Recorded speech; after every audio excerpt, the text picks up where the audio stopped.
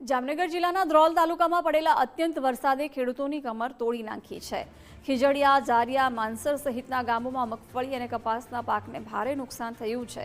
આખું વર્ષ મહેનત કરીને વાવેતર કરેલા પાકના નિષ્ફળતા જતા ખેડૂતો પર આભ તૂટી પડ્યું છે। ધ્રોલ વિસ્તારમાં વરસાદના પ્રકોપથી ખેતરોમાં પાણી ભરાઈ ગયા છે। મગફળીના પાકને 70% જેટલું નુકસાન થયું છે, જ્યારે કપાસ પણ સંપૂર્ણપણે બરબાદ થઈ ગયો છે। ખેડૂતો કહે છે આખા વર્ષની મહેનત વ્યર્થ ગઈ। બજારમાં વેચાણ માટે કંઈ બાકી નથી, જેને લઈને ખેડૂતોએ ખેતરમાં જ મગફળી પાકને સળગાવીને વિરોધ નોંધાવ્યો।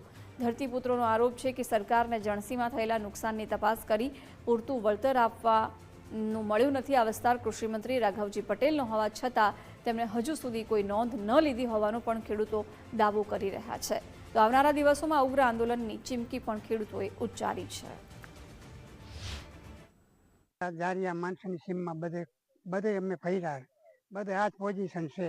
સરકારને એમ કે અમે પોગાડી કે આવી રીતે અમારે આ જો દુઃખ ચારો ખેડૂતનો તો વાંધો નહીં, ને કે ખેડૂતમાં કોઈ એને વાવવું શું ગણતરી કરવાનો અત્યારે ખેડૂતનો મગજ કામ નથી કરતો। ખેડૂત જો વાડી આવવું હોય તો ખેડૂતને વિચાર કરવો પડે, મજૂર કે શું કરવું, એવી બધું આ બધું પોઝિશન છે અત્યારે અમારે ખેડૂત। અમે સરકાર આગળ કે એમ કે આપણે જો સહાય કરે તો આપણું કાંઈક ખેડૂતનો આધાર છે, બાકી ખેડૂત માગ કોના આગળ માગવું।